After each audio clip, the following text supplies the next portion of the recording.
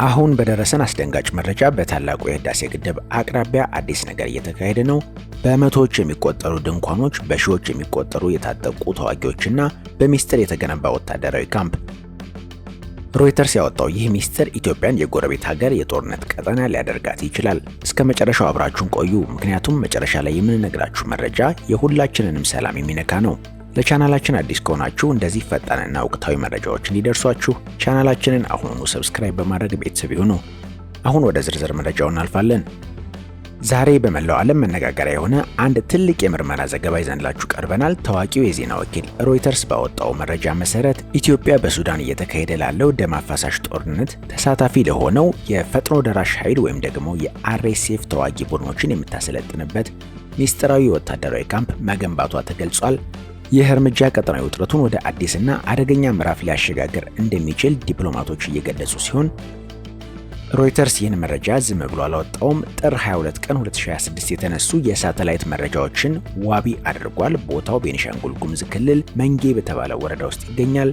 ይህ ስፍራ ከሱዳን ድንበር በ32 ኪሎ ሜትር ርቀት ላይ ብቻ ነው ያለው። ምስሎቹም በመቶዎች የሚቆጠሩ ድንኳኖችን፣ ግዙፍ የግንባታ ስራዎችና የትራንስፖርት ተሽከርካሪዎች መገኘታቸውን የደህንነት ባለሙያዎች አረጋግጠዋል። እስከ ጥር ወር መጀመሪያ ድረስ ብቻ 4300 የሚጠጉ ተዋጊዎች በዚህ ካምፕ ውስጥ ስልጠና ሲወስዱ እንደነበር መረጃዎች ያመለክታሉ።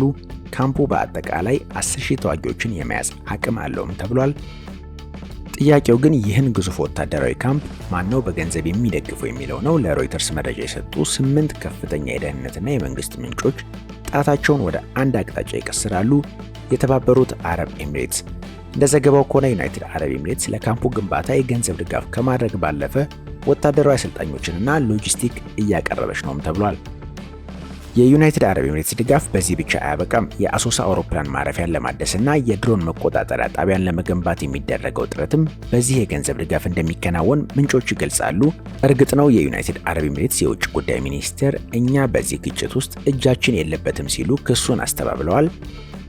ይህ ዜና ለኢትዮጵያውያን እጅግ አሳሳቢ የሚሆነው እዚህ ጋር ነው። ይህ ሚስጥራዊ ካምፕ በአፍሪካ ግዙፍ ከሆነው የታላቁ የህዳሴ ግድብ በ101 ኪሎ ሜትር ርቀት ላይ ብቻ ነው የሚገኘው። ዲፕሎማቶችም በዚህ የተነሳ ስጋታቸውን እየገለጹ ነው። ምክንያቱም የሱዳን መደበኛ ጦር ወይም ኤስኤኤፍ ይህን ስልጠና ለመቀልበስ እርምጃ መውሰድ ከጀመረ ግጭቱ ወደ ህዳሴ ግድብ አቅራቢያ ሊመጣ ይችላል።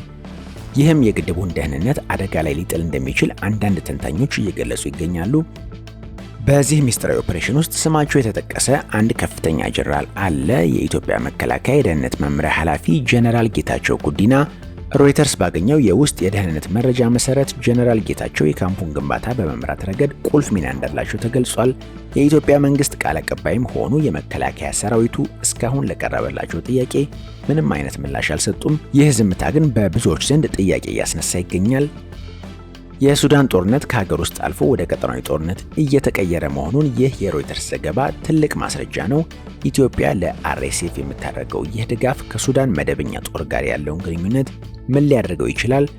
እናንተስ በዚህ ጉዳይ ላይ ምን ትላላችሁ? ይህ እርምጃ ለኢትዮጵያ ጥቅም አለው ወይስ አደጋ? አስተያየታችሁን በኮሜንት መስጫው ስር አስፍሩልን። ቪዲዮን ከወደዳችሁት ላይክ እና ሼር በማድረግ ለሌሎች እንዲደርስ አድርጉ። በሚቀጥለው ዜና እስከምንገናኝ ድረስ ቸር ሰንብቱ።